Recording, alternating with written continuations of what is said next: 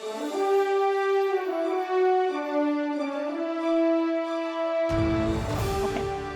am Velma Lawrence, CEO and founder of the Embrace Girls Foundation. Welcome to Cox Media Group Penthouse Studio.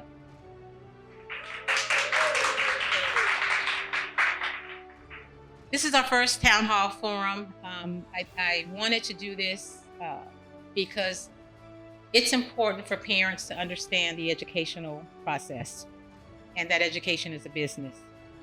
And I think once they understand that education is a business, I believe that they will be able to make the proper choices, and many of those choices we'll offer you today for their children. So we have a myriad of experts in various areas to come up and speak. And we want to have a candid conversation. We're speaking to parents. We want to engage and implore parents to get involved in their child's education. Don't just buy the new school clothes and the new backpack, drop them off the first day, and then be disengaged throughout the year. And so it's very, very important for us to be able to empower our parents so that our children can be better students and our schools can be full, and every area of education that's available, they know the proper choices out there and how to select them. So that's the goal. So I want to say, first and foremost, thank you to Cox Media Group Miami. I've been partnered with Cox Media Group for 25 years. And I really need you to meet the new management here. General Manager, Jimmy, Promotional Manager, Johnny, get it right? And say a few words. That's right, thank you. Sorry, oh, it's great. You want to kick it off? Kick it off. Velma, thank you. Again, thank you everyone for being here. We really appreciate it.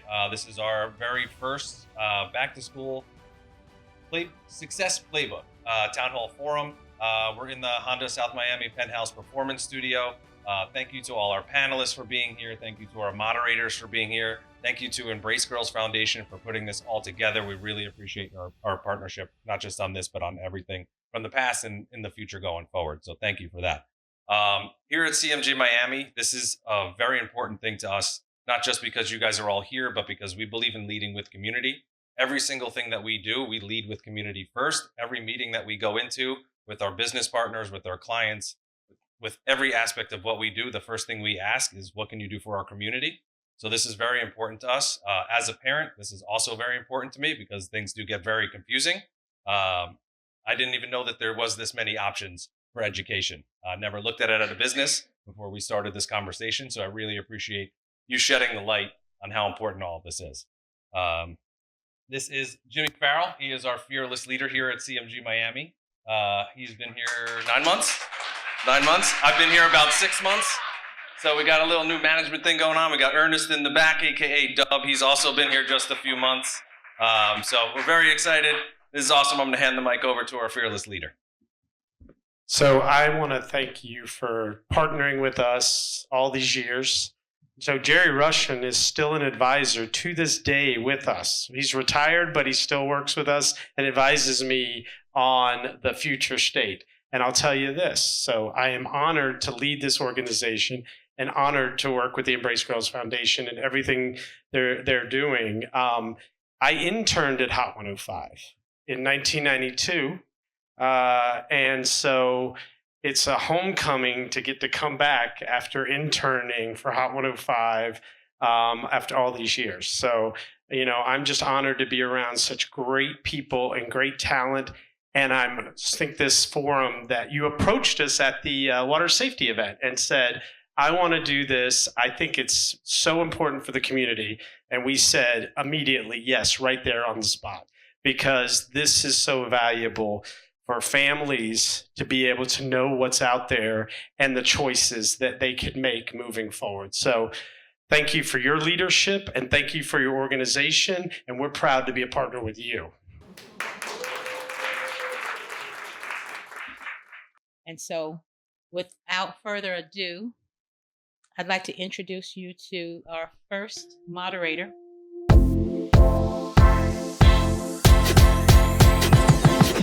Thank you so much, Velma.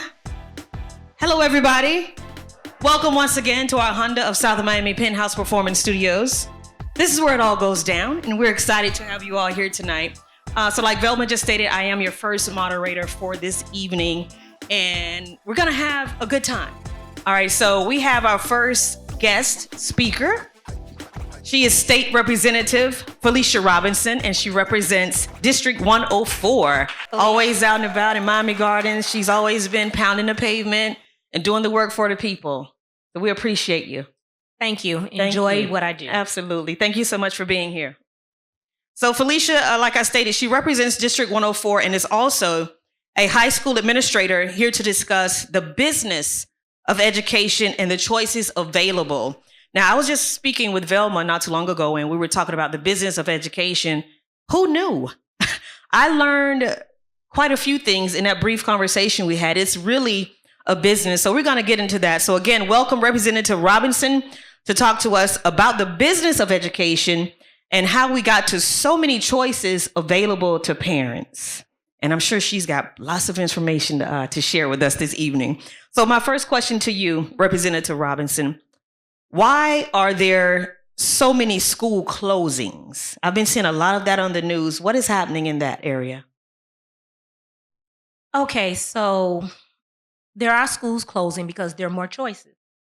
And as you have more choices, the market kind of splits up. And how did we get here? I think the premise was really good. We want to make sure that people have choice because everyone don't need the same thing. And so I think it was about 2 years ago, the state, we voted in universal vouchers. And when we talk about universal vouchers, what happens is those dollars, which we usually call our FTE dollars, they follow the student. And right now, I believe it's about $9,000 per student. And what happens is, depending on where you choose to have your child educated, whether it's the traditional public school, whether you decide it's going to be a private school or a charter school, those dollars will follow the child. And so with that, the market has changed. And parents, they're getting to choose where they're going to send their child. Okay. So when you say the dollars follow the child, so if I enroll my child at Arcola Lakes Elementary, that money goes there. When they leave, or if my child leaves, does that money stay or does that money continue to follow that child? How does that work? And so that's where there's some concern because right now it doesn't follow you that year. It tends to be locked in. And that has been a major concern on how do you decide, because a lot of times that actually happens where a child may start off homeschooled or at a charter school or a private school. And then in the middle of the year, things don't work out and they return to the public school. And of course, because we're public, you have to take them. But those dollars don't necessarily come back that year. They'll come back that following year. So does the original school loses that money the following year? And I'm assuming the money is used for resources for the school and the students. Is that having an effect on school resources? Most definitely. Okay. It takes money to run a school. Absolutely. Yes. And so, yes, when we lose those dollars, it has a major impact. I would like to share a little concern that we actually have this year that informed with keeping it as a business. We passed some legislation for what initially was what we called the Schools of Hope, where when you had schools that were in trouble or that weren't necessarily being as successful, you would have the option of another educational institution coming to help to bring that school up. Well, they expanded that. And now what is happening is, and you'll see it actually this school year, where we may have a public school and a charter school or a private school in the same building. That's interesting.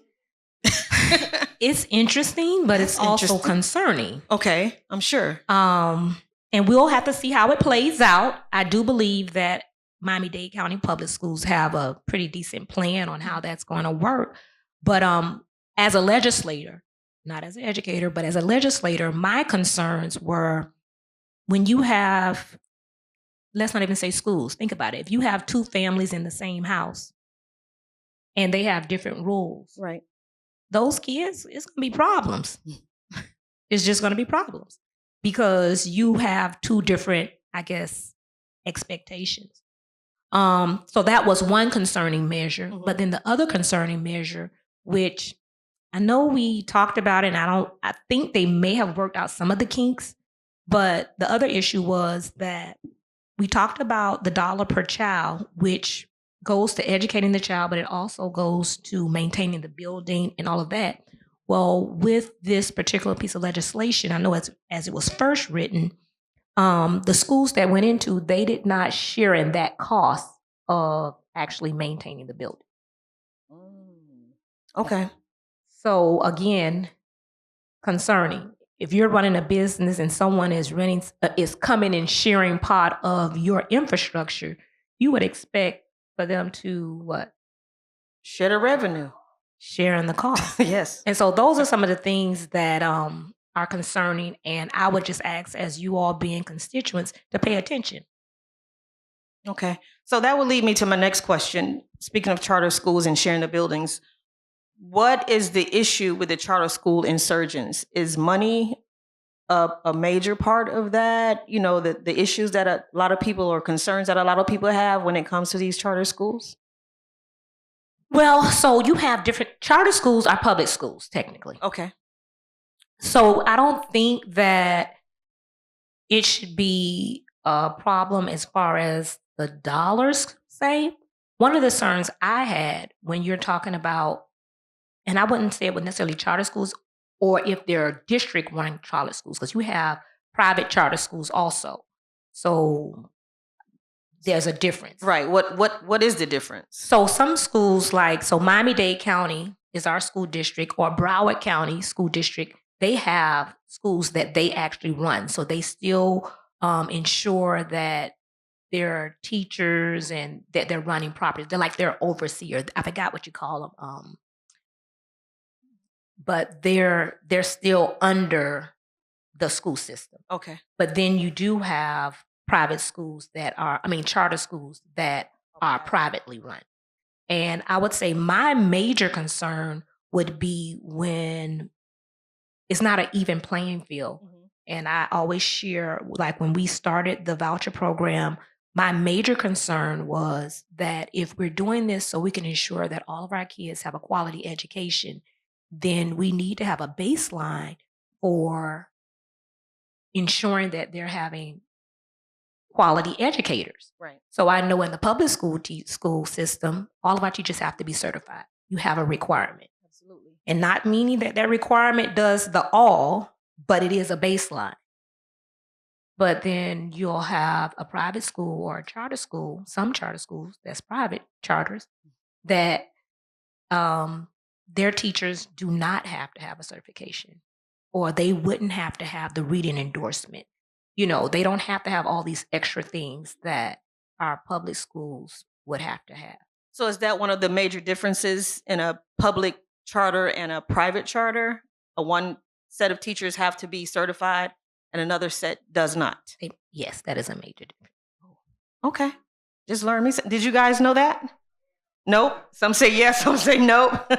So that being said, could you say one is better?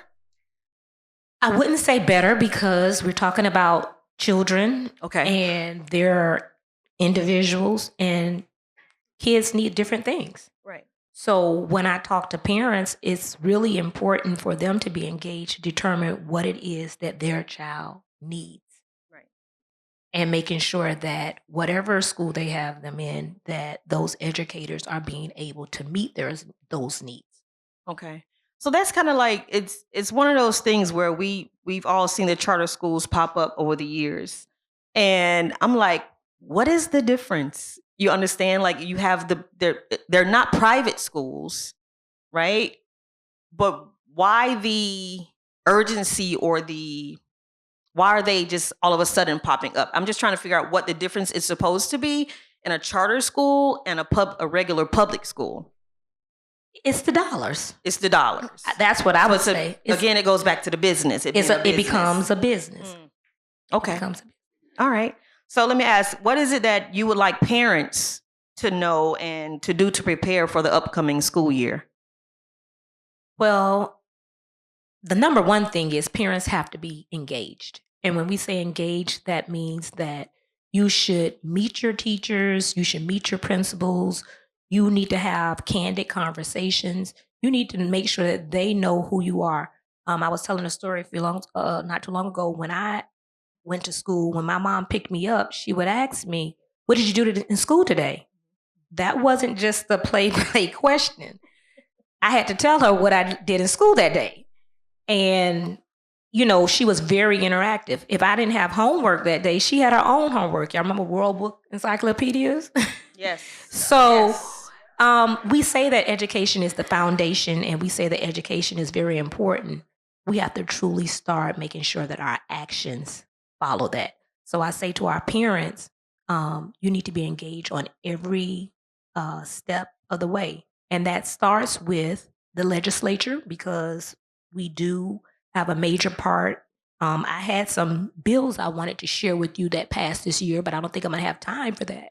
Maybe not. You want let's get into it. Just knowing. So one of the bills that I think is really great is that now with your children, you know that they had to have PE. Right. It's a credit that's required for graduation. Now you can use being in the band or your dance class as a PE course, a credit. That's new. Exactly. And that's beneficial because, being in the school system, a lot of times I know kids, they want to take certain things, but then it doesn't count and they trying to fit everything in.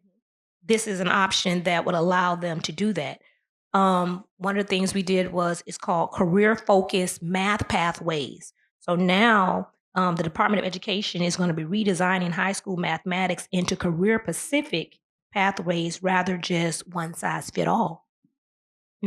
So it is some good things those are things that parents need to know so they can look out for. So when they're choosing schools or they're looking at where their kids are going to go, right? How does this fit in?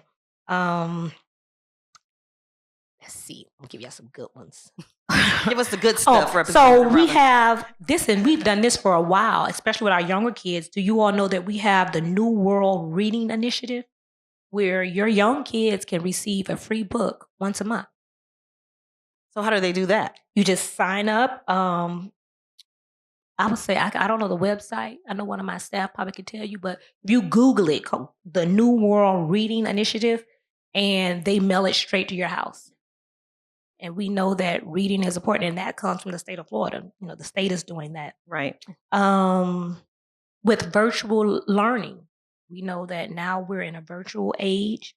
It's required for the district, our school districts, to ensure that parents know that that is an option, and clarifies that students may be enrolled in a district virtual program, the Florida virtual program, or there are some other virtual programs that are also allowed. So it's so much information that, I know it might be overwhelming, but as an educator, one of the things I always say is when you know better, you do better. Yes.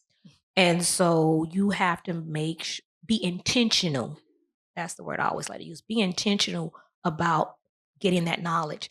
I would say the people that's in this room, one of the ways you can help is you're in other organizations, community organizations. You go to a church.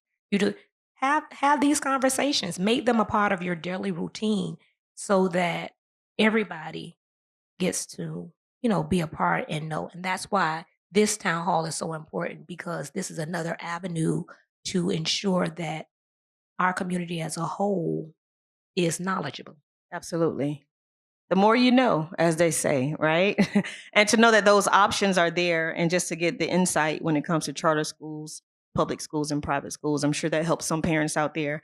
All right. Well, thank you so much, State Representative Felicia Robinson. Clap it up for her. This concludes our portion of the business of education. And again, thank you all so much for being here.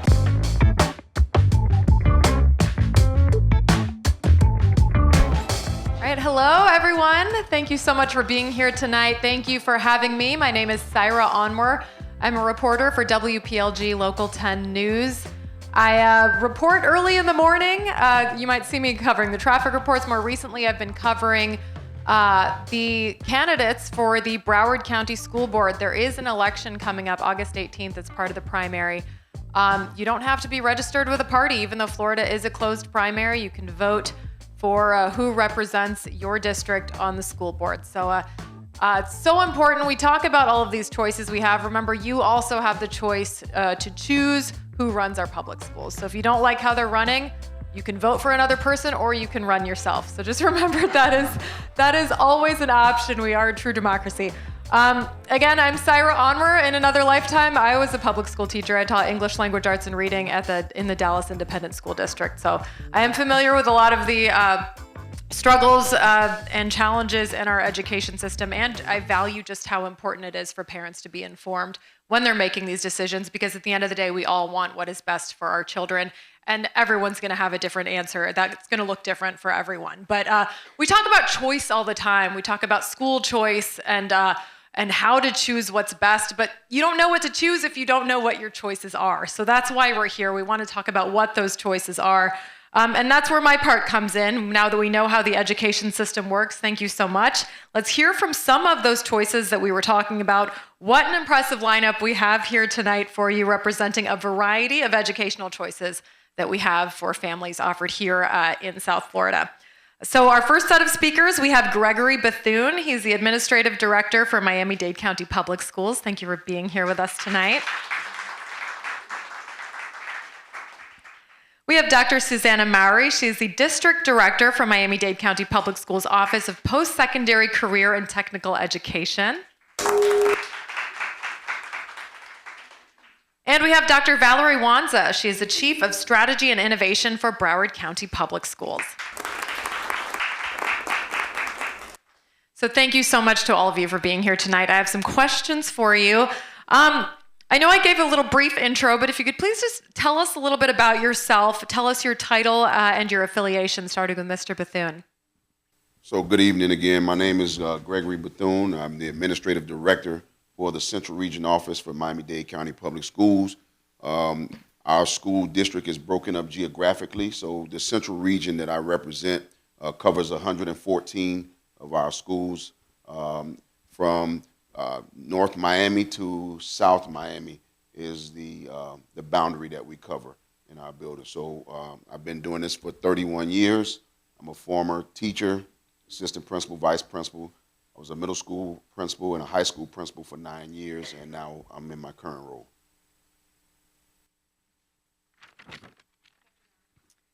My name is Susanna Maury. As you all know, I represent the Office of Post-Secondary Career and Technical Education, what was formerly known as Adult and Vocational Education. I have been in this seat for now 5 years. I started Dade County Public Schools when I was very, very young. This is my 29th year.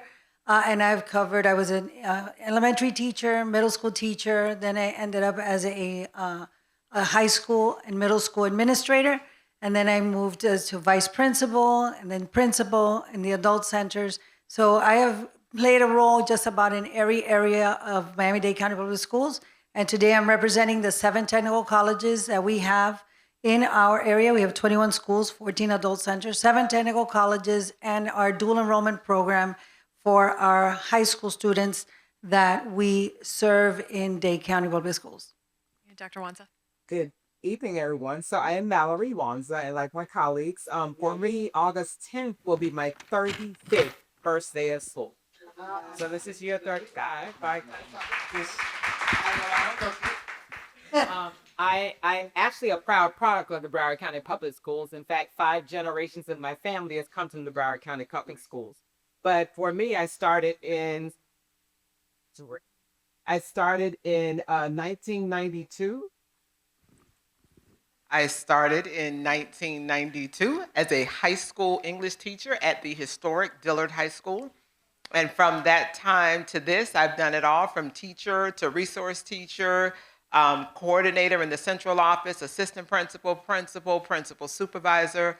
For 7 years, I was the chief of schools, where I oversaw all of the district's 226 schools at the time. And I even did a brief stint as superintendent briefly.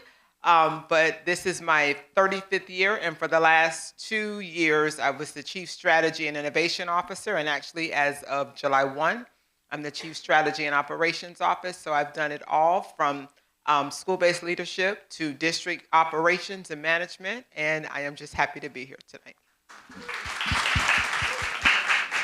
And we are so happy to have you all. Two big words that come to mind with parents when they're choosing what's best for their children, for these students.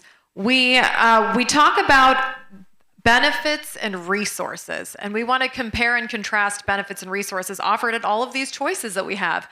Miami-Dade County Public Schools. Well, how would you describe the benefits and resources offered by the Miami-Dade County Public School District? So when you make the distinction between benefits and resources, we have to separate. The benefits of attending MDCPS is that we have a long history of educational success with our students. We're currently the third largest school district in the country. We're an A-rated district for the 7th consecutive year, which is a major accomplishment for us. As far as our traditional schools, we graduate 95% of those students who enroll and enter into our doors. So that's a fact that we're extremely proud of. And that's the benefit. Those are some of the benefits for attending MDCPS. As far as the other question was the resources. The resources we have, we're a school choice district, which means that parents have the opportunity to review programs that are suited to best provide the best educational journey for their students based on student interests, parent interests, post-career, post-educational interests, and those parents make educated guesses based on the programs that are offered in the schools that they like, and we provide resources in terms of support. Some schools, depending on where it is, you may get transportation, you may get internships. There are a lot of resources that we use in the district to make sure that we can provide all of those students with the best educational experience. And Dr. Maury, you can also speak about Miami-Dade County Public Schools, but kind of a different population that your schools are serving, a different demographic. Can you talk about that? Yes, we serve all of our students that are 16 and above. We open our doors to dual enrollment opportunities. So we partner with our colleagues in the North, Central, and South, where we either have the students push in, we have push-in models into the high school, or they come to our technical colleges for our dual enrollment programs. As a Office of Post-Secondary Career and Technical Education, our job is to get them to work. All of our students have to get to work because we are under the Department of Labor. So having that said, our high school students start with us in the 10th grade, and once they select their career pathway, and they work with us all the way through graduation. Some have to come back and finish that summer to do a practicum or clinicals if they're in the health science program. But the majority of our students, if not all of our students, receive industry certifications, and they leave our school sites with employment. That makes a big difference, because when we help one, we help the entire family. That is our mantra, and we believe that's education for all. And we're all over Dade County all over our Dade County, from county line all the way to the Homestead area, starting right off at the Keys. So we have those 7 technical colleges. They're working with our wonderful administrative directors that we collaborate together, and we ensure that we serve and complete not only the student, but assist the family as well. And Dr. Maury, if a parent hears this and they think, oh, that sounds like right up my child's alley, and many people might not know that this is a resource offered by Miami-Dade County Public Schools, how would you direct them with their questions, with how to find out more information? We have a district director, because it's 3 of us. It's a district director just for dual enrollment. But we have a general number that we always provide to the community that they can call, and they can direct you directly to where you need to go. And that number will be 305-558-8000. There is a live person that they ask you for the zip code or the school that the student is attending. And then from there, we direct you to the correct personnel that can help you. And our wonderful district director, Dr. Katie Ann Coleman, is always available. She has 3 CAP advisors that also visits the schools and recruits from the school and works with the parent and the student to make sure that that career path is the right one for the student and direct them right into leading them to not only the post-secondary with us, but post-secondary in the colleges or universities to continue. Because if you start with an LPN program, you can go into an RN program in college, and then you can get your bachelor's in practical nursing. So we really try to build, pathways from the inception, from the moment they walk into our doors. And Dr. Thank you so much. Dr. Wanza, we got to talk about Broward County Public Schools. Absolutely. My ears might perk up a little bit because I myself am a Broward parent. She's only one right now, but eventually okay. I'm going to have all of these same questions. So I'm listening. Listen, we have schools that start at birth, so we have a seat for her. As we do, we have some schools that go birth to grade 5, so we have a seat for her. I could talk to you outside when this is over. But I want to echo a couple of things that my colleagues said. So very similar to Miami-Dade County, we are an A-rated school district. We have the distinction of, for large school districts, we have not had a school rated D or F in 3 years. The majority of our schools, upwards of 80-85%, are C or higher, and our Cs are very few. We are really working to have all of our schools either A or B. So I want to echo my colleagues, because they are absolutely 100% on point when they say one of the benefits of going to your local public school is you are going to receive a high-quality, first-class education. And you will have that in a safe environment, not just physically, but psychologically and emotionally safe. And that is one of the things that we truly work toward, because we know that we don't get a second chance with people's children, right? And so what I will say when it comes to the other benefit, as our state representative said, all of our teachers are certified. All of our principals are certified. All of our principal supervisors are certified. So you know that you are going to have high quality professional educators in front of your students.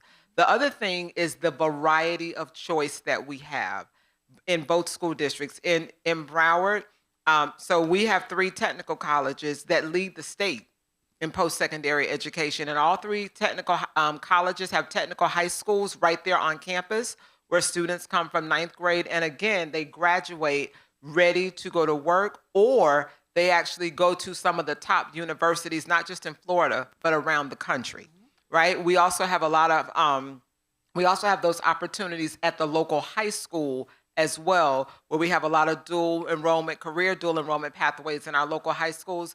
But we also have that academic piece as well, our academic dual enrollment. We have our collegiate high schools where students can graduate with an AA and a high school diploma. So we're very proud of that. But for our youngest students, we start early and we expose them to a lot of career fields, a lot of high interest areas beginning in elementary school, from STEM to aeronautics to performing arts, you name it, we have it. But I think when it comes to resources, and our state representative said it, we're going to educate and serve everybody that comes through that door. We're not going to turn them away. We embrace our students from all walks of life, and different. We don't see different. We see potential and we see opportunity. So students who have special needs, we have a home for you. You are included. You are a part of what we do. Our students who are English language learners, our students from all across this, from anyone who walks in a Broward County public school, we will welcome you, accept you, and you will be ours. So we have such a wealth of knowledge and experience on this stage right now, representing, if I have these numbers right, the 3rd and 6th largest school districts in the country on this stage right now. There's a lot of information. You know, we think about the outfits, like we said, the lunch boxes and the backpacks, but what, with your expertise with Miami-Dade County Public Schools and Broward County Public Schools, what should parents know, You know, we're a little over a week before the first day of school. What do parents need to know when they're getting ready to start the new school year? Whoever wants to jump in. So I think it's important, first of all, for parents to understand that the marriage between the parents and the school is paramount in terms of a student's success. It should be on one accord with the schools. Parents should be there on a regular basis to find out some things that are going on, take advantage of opportunities. We spoke about resources earlier, but also know what you can have within the school, what is in your right to have. So I know in Dade County we have a parent portal. In that parent portal, you can look and see if your child attended class on time. It's real time. It adds grades. You can set alerts to it to let you know if a child's grade falls below a certain level. Just that communication piece. Also, know the arrival and start times. For Miami-Dade County, we start school on August the 13th, but depending on the grade configuration, that depends on when your child will start school. I know high schools start a little earlier, middle and K-8 start one time, and elementary start another time. So just understanding just the day-to-day, things that are going on that impact you as a parent and a student at that school. I firmly believe that a well-informed parent leads to a well-informed education. The parent and the child should be together through this career pathway. It doesn't matter if they're elementary, middle, senior high, or even in the dual enrollment program.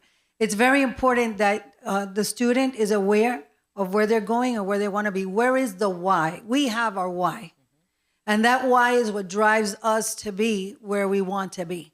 So that parent needs to be informed from the moment they walk into that school. Like, the representative said, know your principal, know your teachers, be there, be present, because that makes a difference in the lives of that child. It doesn't matter, even if they're in high school. And I know I have teenagers myself. Oh, Mom, you don't have to go to open house. Yes, I do need to go to open house. I need to know who you're with. So it's important that relationship, it started from day one, and that relationship is sustained through those 180 days for the K-12, 216 days for our dual enrollment students, because that is what is going to make the difference. When you're involved, the student, your child, will be more involved. Because you know how it is. Remember when we were growing up, everybody knew when we got in trouble. Because everybody in the community knew, and everybody knew you got in trouble, you were going to get, in trouble with yourself, your mom, your neighbor, your aunt, everybody. Because we need to build whole children, and we need to prepare these children for the world that's ahead. It's a hard one. It's a very difficult one. So it's important that when we lead them the right path, whether it's in Miami-Dade or Broward. We offer the world. That is our mantra in Dade County Public Schools. We offer our students the world, and we are there for them. We all came from the same path. We all walk and talk the same, and we all work together to ensure that they receive a quality education. In our world, there's 60 programs out there for them.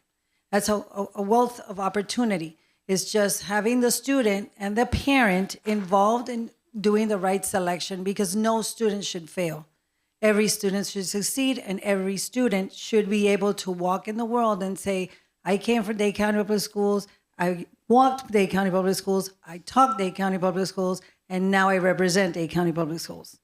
So I would, yes. I would wholeheartedly agree with that, and what I will add is this. So our responsibility is to prepare students for the world that they're going to meet, which is not the world that we met. That's correct. And I think that is the fundamental difference that you will see when a child walks into a Broward County Public School, Miami-Dade County Public School, as my colleague said. But the one thing that parents need to know is parenting is different, because it is a different world. And I don't want to get in trouble for copyright, but it is a different, because it is significantly different. So you can't wait until the first day of school. School starts August 10th, but somebody is in the school now. Go to browardschools.com/back to school. School starts August 10th. You need to already be connected to your child's school. You need to know what school your child is even registered to so that you don't come on August 10th trying to scurry around and get your child registered. Your child will be behind the 8 ball already. You cannot do that. Somebody is in the school now. We are welcoming you because we want you. Thank you so much. Again, one of your choices always is Broward County Public Schools or Miami-Dade County Public Schools. We do want to hear from some more choices, so we are going to bring up another set of speakers. Thank you guys so much for joining us tonight. Thank you.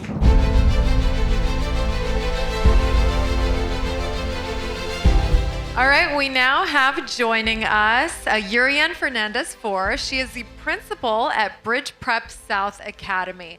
So thank you so much for joining us tonight. So let's dive right into it, because I think charter schools are what people have the most questions about. We know what public means. We know what private means. Tell us about charter schools, your particular charter school. What are the benefits? What are the offerings of a charter school? So I think a lot of the questions have actually been answered by some of the panelists here tonight. And one of my prior colleagues put it perfectly well. Public schools are run by a public school board, right? Whether they're Dade or Broward, there's a school board that ultimately sets guidelines and rules, etc. In a charter school, we have our own board. So our board is the one that makes policies, decisions, etc. Now, these charter school boards do align with state statute. So we're not completely free to do as we please, which is a misconception. We do abide by state statutes, and our charter applications are approved by our district. I'm in Miami-Dade County, so the Miami-Dade board approves my charter application. We are held to a standard.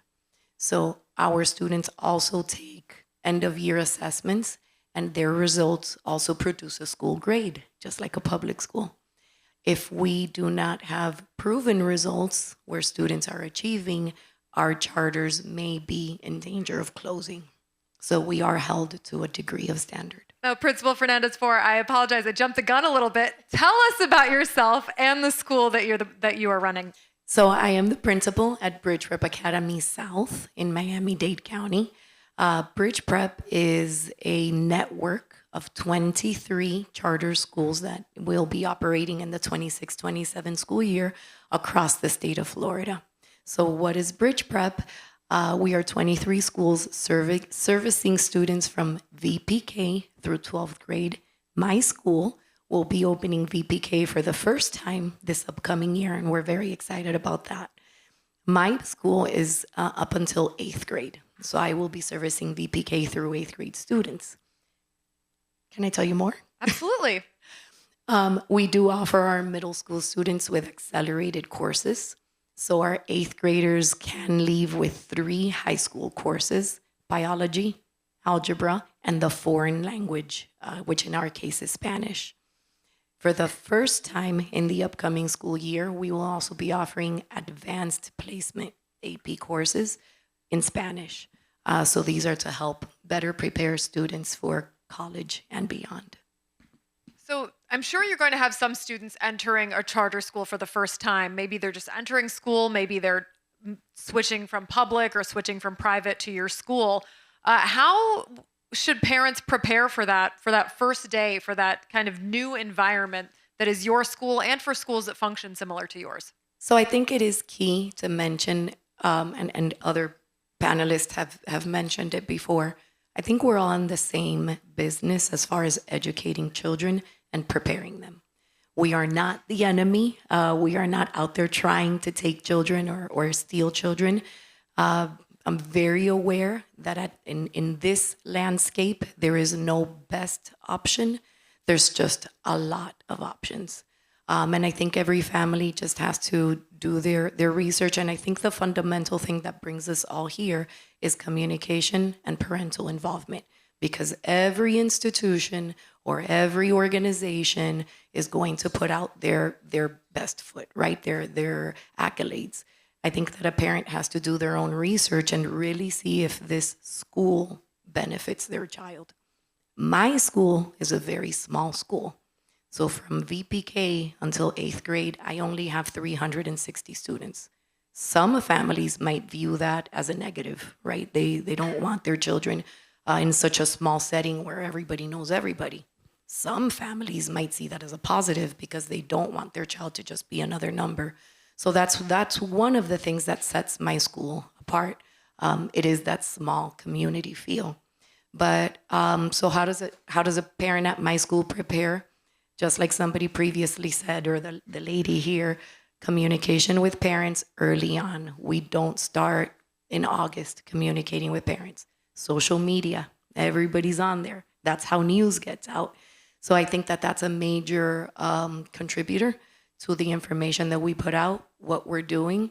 Even as a principal, people from the community will be like, oh, you're off. No, I'm not off. I'm working. And the number one question is, well, what does a school do in the summer? And that in itself tells us that the community knows so little about the work that we put in when everybody else is on vacation. I think it's the toughest time of the year. If you've been an administrator, you know, it's probably the most work takes place during those months, preparing for a year to welcome our students. We really emphasized how important, even our audience members emphasized how vital it is for parents to be involved, almost equally as important as the classroom teacher, as whoever's running the school and the classroom teacher. It's my understanding, and correct me if I'm wrong, that charter schools are able to kind of require more things out of parental involvement than other schools may be able to. How does the parental involvement at your school and charters that operate similarly, how do they compare to other schools? That's a very good question. I wouldn't call it or think of it as a completely separate vision. The public schools have what, as a PTA, and I'm sure we have PTA representatives here. We don't have a PTA per se because we don't tie to the national PTA organization, but we have our own method. In my school, it's called the PAWS, right, which is Parents Actively Working, PAW. It just so happens that our mascot is a bulldog, so we tie it all together. But given the landscape and where we are, somebody also mentioned earlier, or I think we were in the other room when somebody mentioned families are working. Some families are a single parent household, and that single parent is working endless hours. It's going to be a challenge or a hardship to expect that parent to come in and put in hours.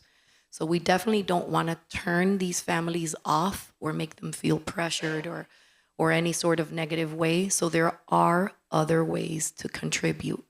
But time is our biggest asset.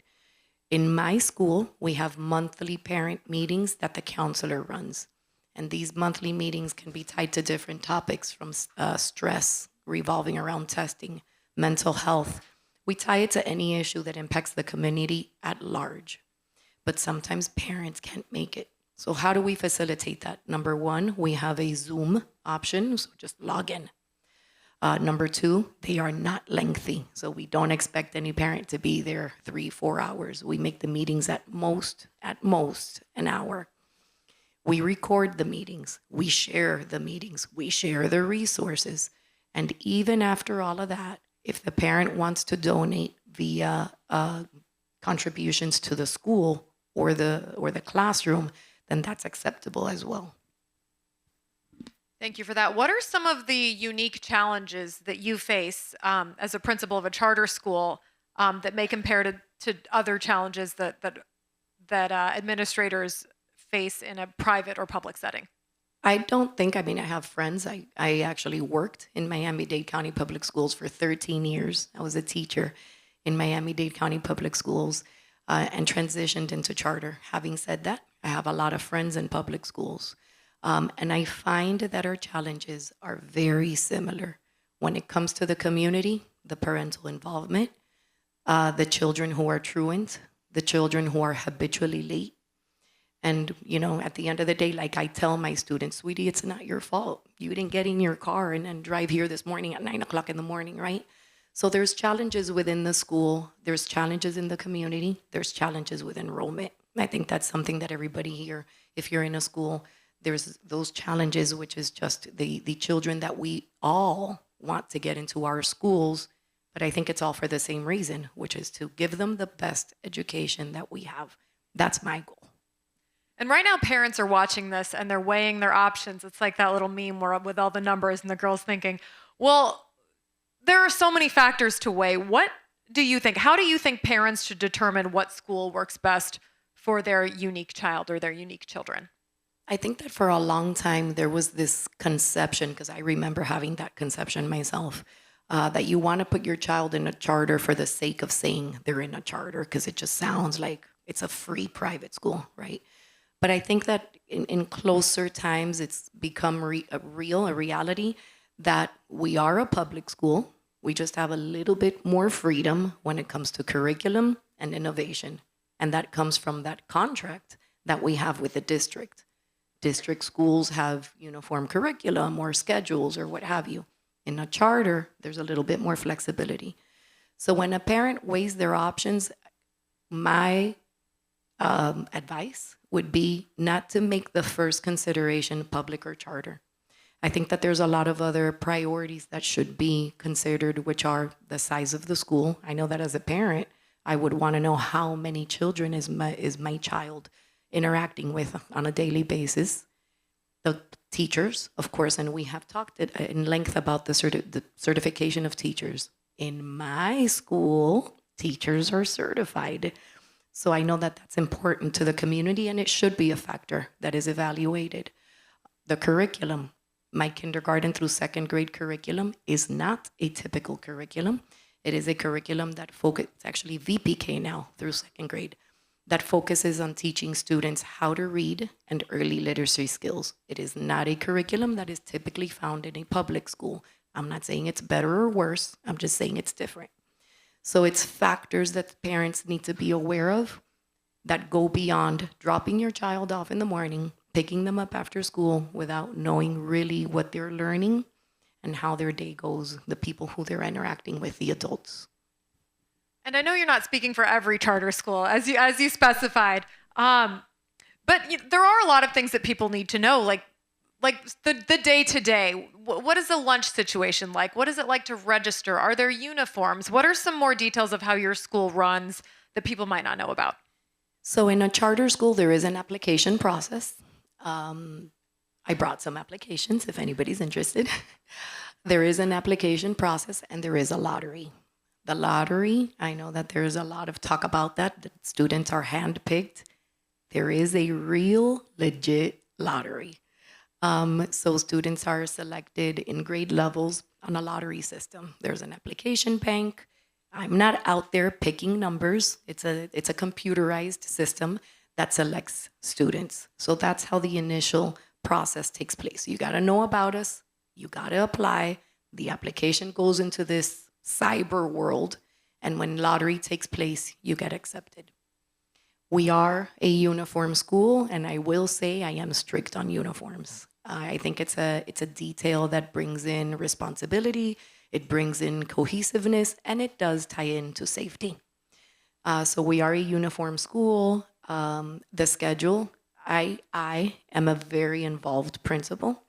I don't expect things from my staff that I won't do myself. So I do one of the lunch duties, along with my assistant principal and other staff members that are not homeroom teachers. So if they're not a homeroom teacher, they are expected to assist, supervise during lunch. It's not a punitive thing. It's not to get you in trouble, but it is a time to build relationships with students when they're not in class.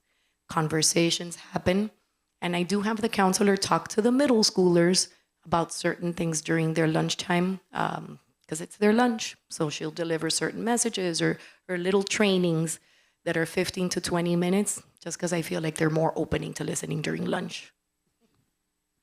And you said you came from a public school background. You've taught. How did you make this transition into a charter school? Not only just into the charter school world, but to become a principal of one. So I was a teacher for Miami-Dade County Public Schools for 13 years. During that time, I got my educational leadership. And during that time was also the huge boom in charter schools. And a lot of public school teachers who were ready to become administrators made that transition because there were so many charter schools opening that it was easier. County schools, obviously, have been around for a really long time, which leads to a long line of people, right, waiting to become administrators. So it was a transition. I went straight from being a teacher in public school to being an instructional coach at charter, but that's like the avenue, right? That's kind of like the avenue that teachers go through, coach and then assistant principal and principal. So that's how it ended up happening. So having those years in the background, being a public school student, I graduated from South Miami, a Cobra, 1995. So I guess for me, it hurts my feelings a little bit when I perceive that there's some form of, somebody said the word, like competition. Because I think in today's landscape, I'm not competing with anybody. I was actually having a conversation with Dr. Mari, who's here before me. And I'm going to set up somebody from the CTE department to come talk to my 8th grade parents so that when my 8th graders graduate, they know about these options later on in high school, whether they go to a charter school or not. All right, thank you so much for your time and your expertise.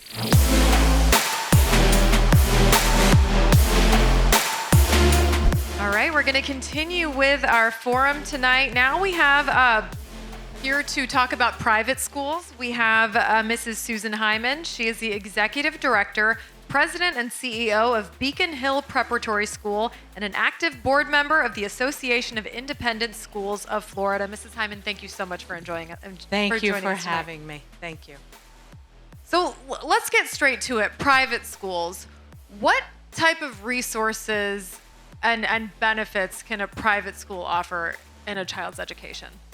I'm going to say what can't they?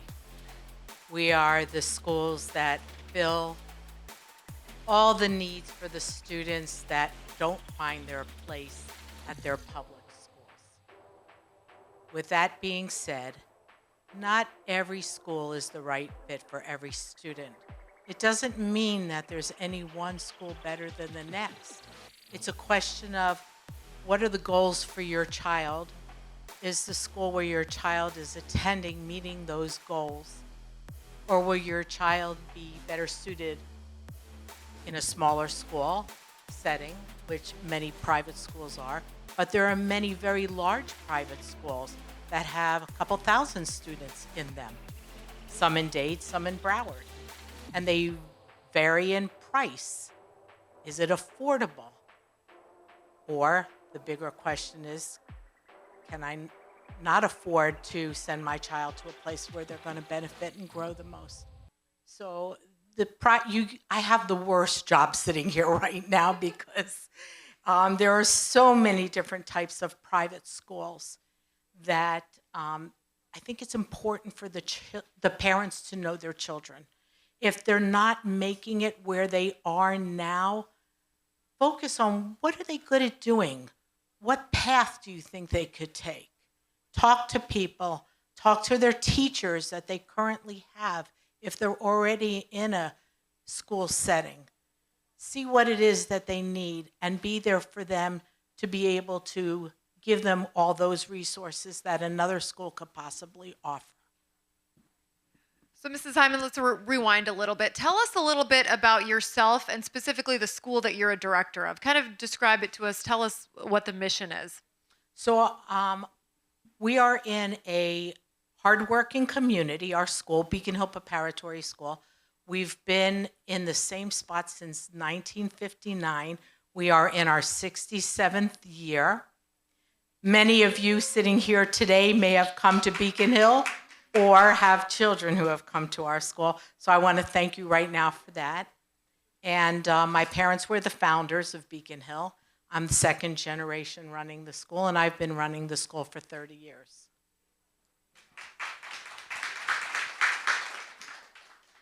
So we know a lot of our public and charter schools are starting pretty soon here on August 10th. Private schools, my understanding, you can determine your own first day of school. What should parents know to be prepared for starting at a new private school?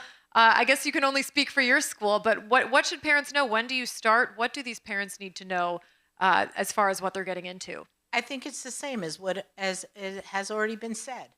The most important thing is that parents know what is going on within their schools. Have an open line of communication with your teachers. If you have a concern, they have a concern. They want to hear about it if you have a concern. If they have a concern, be open to the fact that the school has a concern. Listen to them. See what it is that they're concerned about. Don't jump to conclusions. Know that every child has their own needs.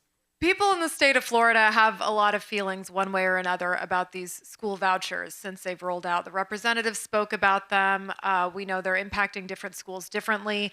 How have you've been with this school for a long time. Have you seen the landscape with private schools change as a result of these vouchers rolling out? And if so, how? And what do you think about some of the big opinions people have about these vouchers? I think that it depends on the private school. A lot of private schools still don't accept the vouchers. But I could tell you in hardworking communities, they're a godsend. Whatever it is they contribute, whether it be Step Up for Students and the many different scholarships they offer within Step Up for Students, or the Early Learning Coalition that offers readiness programs and other subsidy programs, whether it's the military that offers financial aid to people who are parents need those dollars. It is very important, but not every private school accepts that. So it's up to the parents to do their research and see what it is the private schools are open to. What do you need parents and students to do to help the overall school experience improve at your specific campus? At our campus, it is the same. Children are children. They all need the same thing. They need parent support. They need teachers that believe in them. They need a school that is there to support them when they fall down and scrape their knee. They need somebody there to pick them up and brush them off and say, let's go, it'll be all right. Our children are all the same. There is not every one school that fits every child. And the same thing for their parents. We need to be open to listening to their parents. Their parents may not have had the same education that you all may have had. Be understanding, be accepting, be open-hearted. Listen, hear what it is they really are asking for. And I'm sure there are a lot of things, but what's one thing you want students and parents to know about private schools, even specifically your private school, that they might not have known before? You know, you talked about a lot of the overlap with preparation and parental involvement. What's something people may not know? Ooh. There are a lot of questions that parents should come prepared to ask. Be willing to ask the hard questions. Can I afford a private school? What is it that you're expecting from me, the parent? What is it that you're expecting from me, the student? Like any other school, we want our children there on time. We want them there. Students cannot learn unless they're in attendance. Parents need to understand that all students need routine. If they need to know that school is their job. And if they are not in attendance, if they don't, whether it be our school at Beacon Hill or any other school, I feel that parents have to buy into their children. They can't succeed if they're not willing to support them. We need to make sure that every child is being supported. If parents can't support them because they don't know how, or they work, or maybe they're being raised by a grandparent who just doesn't have the energy anymore, those things need to be communicated to the schools. Everything needs to be communicated. That's the key for any school, communication.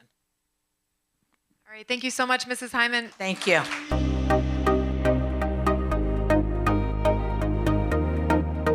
Hello, welcome. I'm Nikki Ramirez.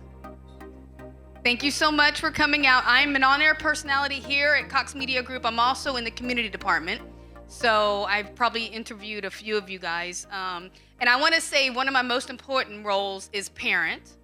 I am a mother of a 20-year-old college student and also a 15-year-old high school student. So I am loving this. I was also the PTSO president at our school. We had 1,000 parents. So before I decided to come back here, I am loving all this information that we are giving and we're providing. And I have to say, one thing that I've learned over the years, and I want to agree, is that please, parents, be involved. That was one of the biggest things that I learned. And I also want to say, I don't know if she's still here, Broward County. My daughter, I'm a proud parent that my daughter graduated high school with 2 associates. She started Florida State with 86 college credits. We didn't pay for any of those. So it definitely, parents, you have to ask these questions. She was our first. I had no idea. I didn't know anything. I was scared to death, and I just started talking and asking, and that's how you learn. And you have to be your child's biggest advocate. Like, I'm a firm believer, and you can reach out to me if you have any questions ever. So we have learned so much eye-opening information today. We've had lots of resources tonight. And now we're going to find out about resources that are available to teachers and parents. And there's no better place to start than a conversation with our PTSA, Parent Teacher Student Association, and also union officials that are here with us today. So I'd like to introduce, first we have Broward County PTSA President, Bernie Kemp. Next we have Dade County PTSA, Ms. Jackie Gonzalez-Cuba, President. And then we have Hero Truancy Prevention Program, Naisha, I hope I'm pronouncing your name right? Naisha Massengill, Instructional Supervisor for Miami-Dade County Public Schools, and also Hero Truancy Prevention Program. Welcome, thank you so much for joining us. So let's start off with Union and PTA. Tell us about your agency and what advice would you like to give to parents and teachers for this upcoming school year? We'll start with you, please. Okay, well, first of all, we're not union. Okay. Actually, none of us are union. The unions won't be here. Okay. You said the... Well, they were excused to be not to be here.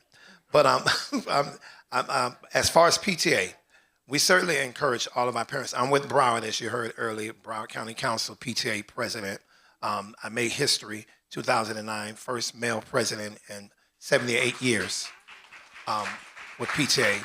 And the same year that I became County Council PTA president, National PTA installed the first male president in over 100 years, the same year, 2009, in Broward.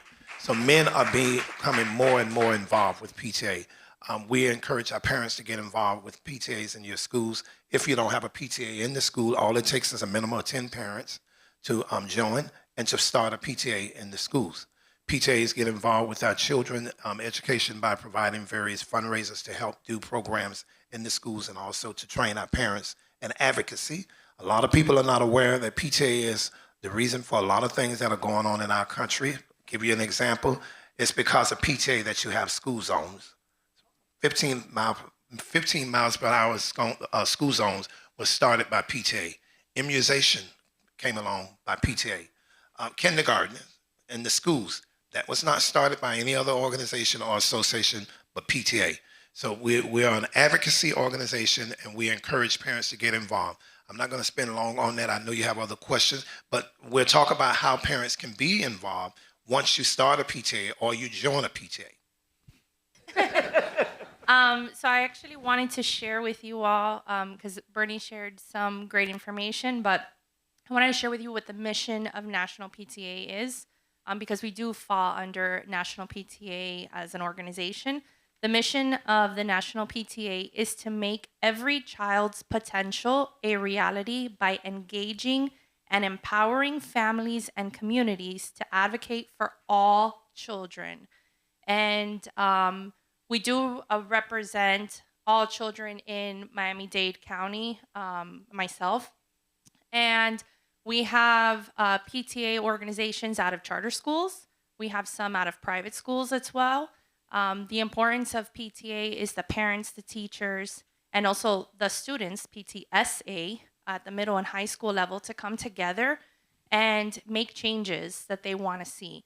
A lot of people that I've spoken to in recent weeks, months, the past 2 years, when I ask them, what do you know of PTA? They say, oh yeah, those are the ladies over there selling t-shirts, selling candy bars. They're after school selling things. Fundraising is something big because we want to bring in funds to be able to provide activities for students.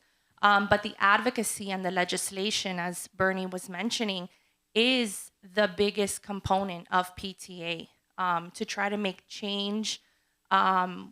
We go to Tallahassee, we go to Washington, D.C. every year to try and speak with our representatives, our legislators, to make sure that the decisions that are being made that affect our children are in the best interest of all of our children.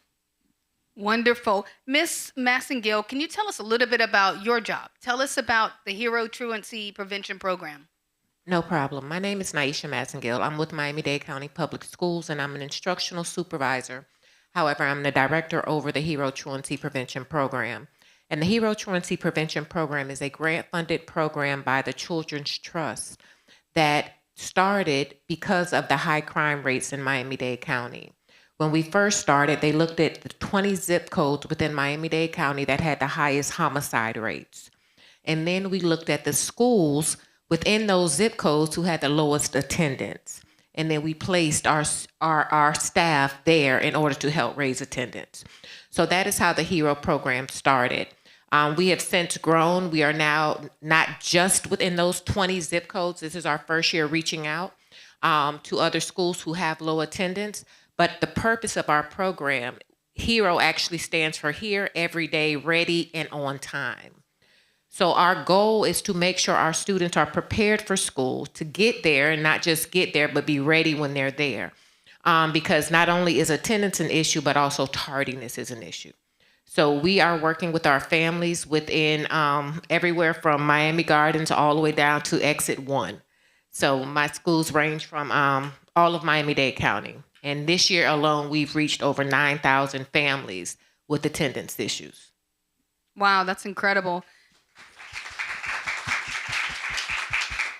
I have a question for the PTSA. Like when you hear parents say, you kind of mentioned it a little bit that, you know, it's just fundraising. They just want money all the time. They're the ones that sell shirts. What would your response be is if you have a family member or, you know, a parent who has never actually joined the PTSA and just does not understand the meaning of it? Well, the first thing I do is invite them to a meeting, but definitely have a conversation with them and ask them where they acquired this idea that parents in the PTAs only do fundraising, because it is so much more than that. But coming to the meeting and having open conversations, I think that is a struggle that we're seeing across the board, where parents are not informed, and that misinformation, and it could be word of mouth. One parent tells another parent, oh yeah, you know, we just sold donuts. We just, you know, we didn't really do much. I'd encourage all parents to really ask questions and approach the table of the ladies and the dads selling t-shirts and ask them what they can do to make a change in their child's school. And what advice would you give for the upcoming year? Well, my advice would be to, as a parent, I'm a single parent. Well, my son, of course, I raised my son since he was 9 days old, and he's 40. I have 3 grandchildren, and I often tell him, I says, I've been involved since he was 9, and he's 40. It's time for me to move on. And everyone says to me, no, but you're neither. I said, let them, the young mamas and daddies, let them get involved. I got involved, they get involved. But I'm glad to be here because there are kids who don't have someone to speak for them, you know. And so what I do is I encourage them to join their PTA, see how can I get involved. As county council president, I'm very thrilled that we have, for the first time in the history that I know of, over 6 men on the county council board that I have appointed to the board. And then we have others, and our board have Asian, white, Hispanics, blacks, even a student representative for the first time. that's serving on our board this year. And so you offer them the opportunity to get involved, whether they serve on a board, serve on as an officer, run for a position, or better yet, put them on a committee. You have to make that parent feel that they really are needed. Don't just tell them, oh, we need you to come and get involved and come to the meetings, but make them feel like they really need to be involved by putting them on something, giving them something to do, because a lot of times that's what it takes for us men. You tell us you want us to get involved, you don't give us nothing, you don't assign us nothing, guess what? You ain't gonna see us. And that's just the truth, and I'm sure most of the men in here will agree to that. So what I would say to them is offer them the opportunity by placing them on a committee, appointing them on a committee, encouraging them to be a part. I have one quick question for Ms. Massengill. If you have a student who, a child who just does not want to get up in the morning and is continuously late and it's a fight, I'm not talking from experience, I'm just saying, what would you suggest as for parents to do? Because it can be a problem. It can turn into a problem for some students. Who's the parent? Because you're not going to just lay in the bed and sleep. You're not going to do that. However, if the children understand about attendance and the consequences of bad attendance, then I think a lot of times that they will get up out of the bed. For example, a lot of students don't understand, especially our high school students, you cannot get a learner's permit if your attendance is not good. You can't get a learner's permit. They will block you, right? You cannot get a driver's license if you do not have good attendance. And so people don't understand that and would say, well, what is bad attendance? Well, understand this, and this is going to be real quick. At 3 absences, you get under our radar, right? We start looking and say, okay, is this about to be a problem? At 5 absences, we start calling home and say, can we talk? Can you come in for a meeting? At 10 absences, we're going to do what we call our first truancy meeting with you. At 15 absences in a 90-day period, we're now flagged with the state of Florida. And when you're flagged with the state of Florida, that's when your license is going to be affected. For those parents who have benefits, that's when your benefits start being affected. Your stamps are not going to be on your card one day. Your check is not going to be there. And it's all because of attendance. And a lot of parents don't realize that all of these things are tied together. So anything that's funded by the state can be affected if your children are not in school. So wake them up. Thank you so much. Thank you. Round of applause for them.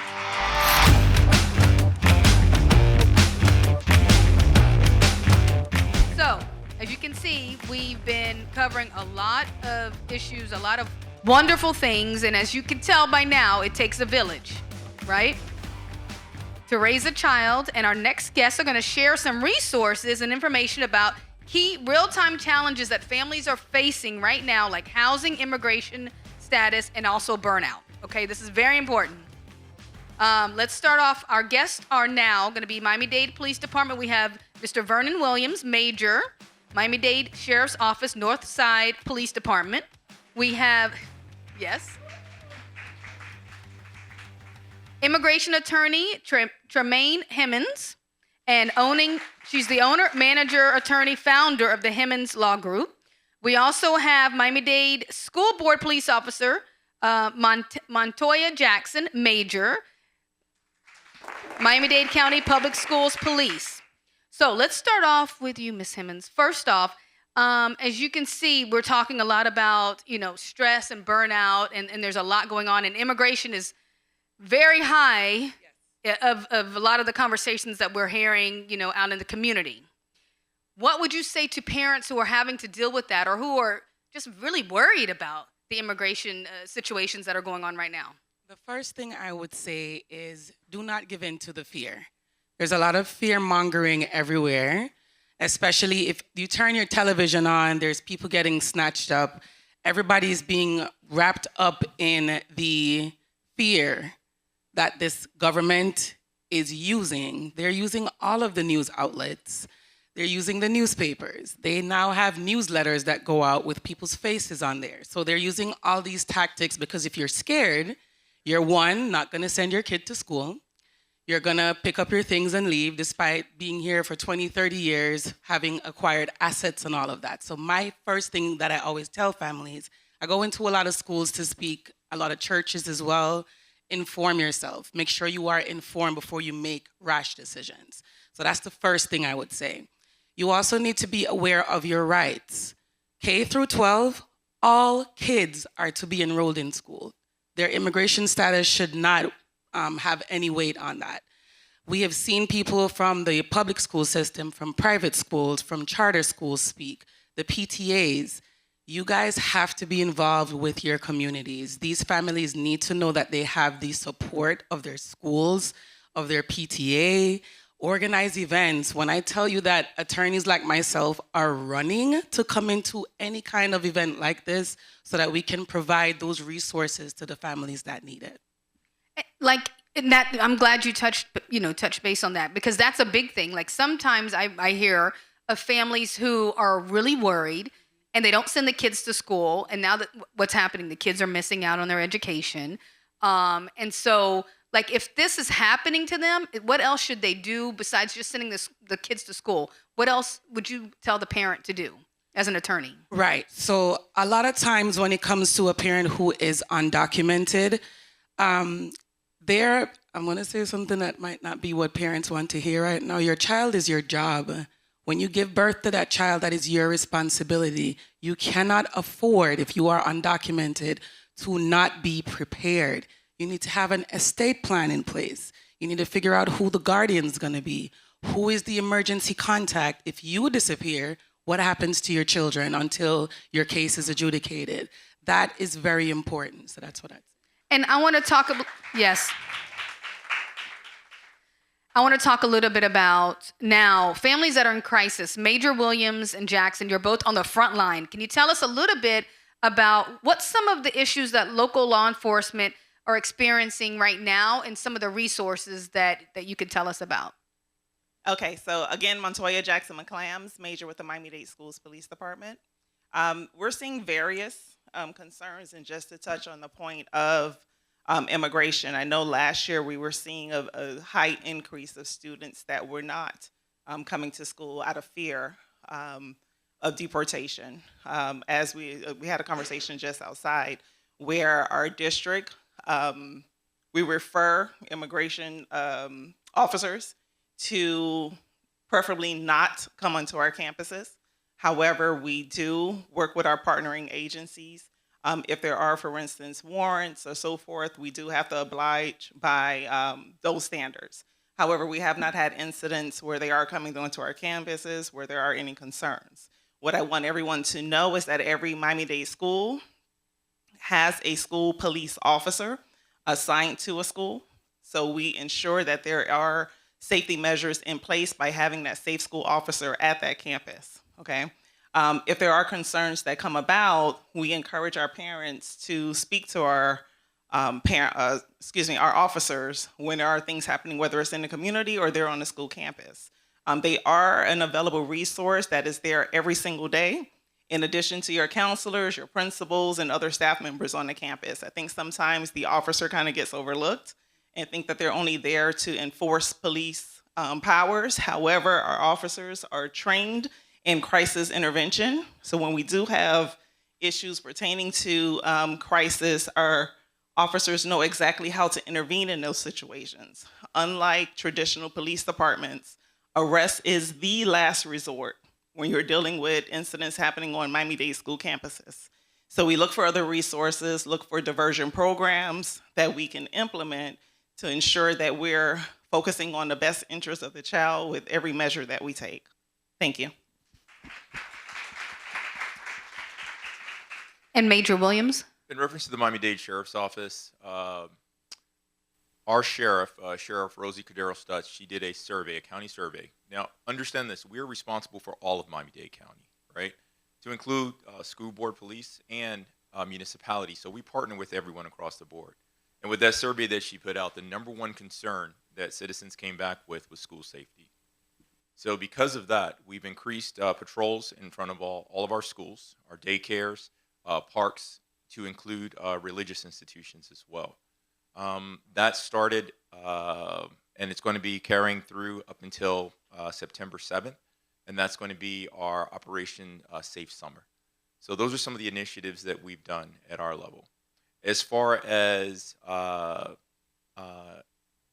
immigration and things of that nature, we will not be going into schools and things of that nature. That's just not something that we do. That's not a function that we have as a Miami-Dade Sheriff's Office. Can you talk a little bit about, both of you possibly, you know, I know this past year we've had a lot of incidents, things that we've seen on the news where kids and students called in or made threats, you know, did things that they should not have been doing, and then it totally disrupts the whole school day. Parents are upset, they're stressed out, and the kids are saying maybe it was just a prank. What would you say for this new school year that we're about to start? What advice would you give to those students and parents, or ways to talk to your child about do not do that? Well, one, I want students to know that there is a zero tolerance policy when it comes to making such threats and disrupting the learning environment. So we take every single threat seriously and we investigate them. So we have our General Investigation Division as well, which encompasses detectives, where we work closely with other law enforcement entities to try and identify who it is that are making the phone calls. More often than not, they are identified. And most do result in arrest. So I encourage parents, especially when we talk about our younger children who have these cell phones, parents need to be involved with monitoring the phones, monitoring the actions of their students, and having those conversations with their children about the importance of, one, the proper use of the 911 system, and not making such threats, because it does tie up resources, it disrupts the learning environment, and in some cases we've actually had where you had evacuations where you had children injured because of a hoax call that were made to different campuses. So again, there's a zero tolerance policy when it comes to how we enforce and handle those situations. And we ask our parents to please talk to your kids, talk to your students about the repercussions of doing such calls, and please advise against such. That's really good, because it interrupted our school year, so I'm very familiar. I have a question about immigration. So if there's a parent, I know you mentioned they should kind of have a plan, you know, definitely have a plan. What would you include in that plan? Like for someone who's just, you know, doesn't even know where to start, what would you tell them they need to have in that plan if they are here and they, you know, are undocumented? What should they do? I think every single group that's come on stage tonight has talked about the importance of being in contact with the school. You need to know your administrators, you need to know who your child's teacher is. I have one particular teacher that brings me into her classroom every single year. Whatever undocumented student she has, they have my phone number, because I do free consultations for any parent from that class. And so the first thing you need to do is be in contact with the school. Second thing you need to do, have your list of who's going to take care of your kid if something happens, if you are the undocumented party. The next thing you want to do is have an estate plan in place. Myself and my colleagues, we talk to our members of the Black community about this so much, because we, for some reason, do not see the importance of having an estate plan, meaning having a will, putting things in trust. If you own property, what happens to the house if something happens to you, right? So all these things are very important. There's various organizations that can assist you in getting these documents together. Also figuring out how to set up a guardian for your child. You can have a legal guardian set up for your child as well. Also, if you need a power of attorney, that's also something that you can look into as well. So those are the things I would definitely say are important to have.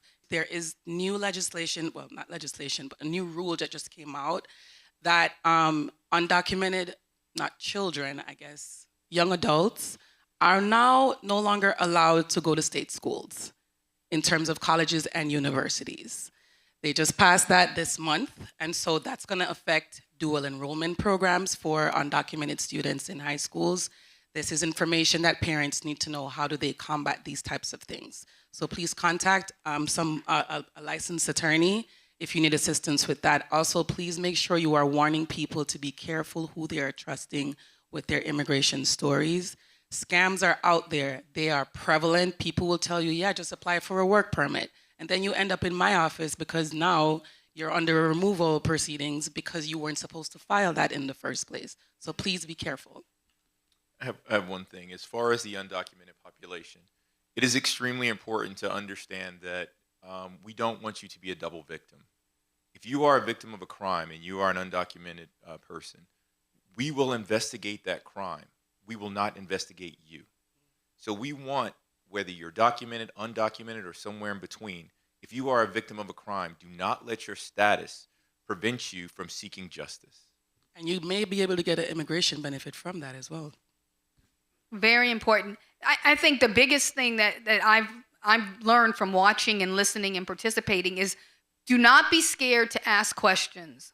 And I know there's a lot of parents out there who do not do that. They feel like they want to just figure it out on, themselves, which is good sometimes, but sometimes it's okay to ask for help.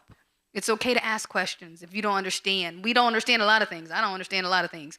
And I'm quick to ask the question. So parents, do not be scared. Don't be nervous. Ask, for sure. And to tie into that, we did have a situation in the Northside District where a family in a very difficult situation became a victim of a crime. And through our victims advocates, through our detectives, through our deputies, that family has now been relocated. They were unhoused. They are now housed. They are been provided with food, support, and a network to keep them on the right path. Just last week, or earlier this week, as a matter of fact, the mother reached out to us and thanked all the deputies, and I shared her thanks for the resources that were provided to her. And it is extremely important to understand that with the Miami-Dade Sheriff's Office, we're looking at it from a holistic standpoint. We're not just going to go after the criminal. We want to make that victim whole. And if we find that there's a gap in between them being successful and meeting their full potential that we can fill, we will fill that gap.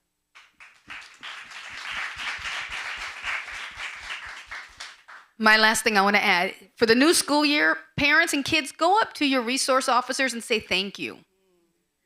Just please do. Yes, because they work very hard for us to help keep my child and my children safe, your kids safe.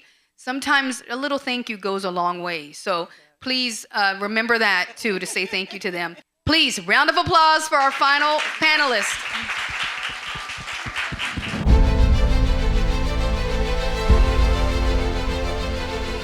My name is Janine Jones, and I'm a community outreach representative for State Attorney Catherine Fernandez-Rundle in Miami-Dade County. I will tell you that one of the most important things near and dear to her heart is collaborating with entities that are intentional about empowering and inspiring individuals throughout our communities. So this particular event that we had this evening was so informative. And with that information, please understand that it helps propel individuals in the right direction. When you are misinformed, regrettably, you will succumb to different types of social ills, which then have you come through our office as either a victim and or a defendant. So the more that we collaborate with great ideals moving forward, we will avoid both. Thank you. This was so informative that it's above what I even expected to happen here. So thank you to our moderators who came out. I know it's late, but thank you, because I really think parents are going to get a lot of great resources from this and might be inspired to do more for their children. Thank you, panelists. Thank you, Embrace Team. Thank you, Cox Media Group Miami and your team. Johnny, thank you so much for believing in this vision that I had and making sure that it happened. We will do this again. My name's Saira Anwer. I'm a reporter with WPLG Local 10 News. I was a moderator of tonight's event, and it was just an amazing resource for families heading into this school year. How important is it for us to know our choices? We talk about choice all the time, and we're so blessed to live in an area where we have so many choices. But how do you make the right choice if you don't know what your choices are? Well, we got to hear from school leaders, safety leaders, advocates, PTSA leaders. So knowing how to get involved in your child's education is just so vital. And we got all of the information that we need to make the best decisions for our children tonight. So I really hope you guys tune in. I hope you watch and learn everything that we had to offer here, all of this amazing wealth of information, so you can make the best choice for your child this upcoming school year. Tonight was very informative. I think there's so much information that parents can take away from everything that was shared by all of the panelists. As we prepare for school to open in maybe just a little over a week, I hope there is information that was shared that you could take from to ensure that your child has a very successful school year. So I thank you, and I'm so grateful for the opportunity to be here to share with the other panelists this evening. I am Janine Jones, Community Outreach Representative for State Attorney Catherine Fernandez-Rundle. I want to thank, once again, Embrace Girls and Cox Media Group for allowing a platform of such informative information from our legislature all the way down to those who deal with our most vulnerable, our students. This was such an incredible event of information that a lot of us didn't even know. There's so much to learn, and I encourage each and everyone, every parent, every student to be involved, ask those important questions, and have an amazing, amazing school year to come.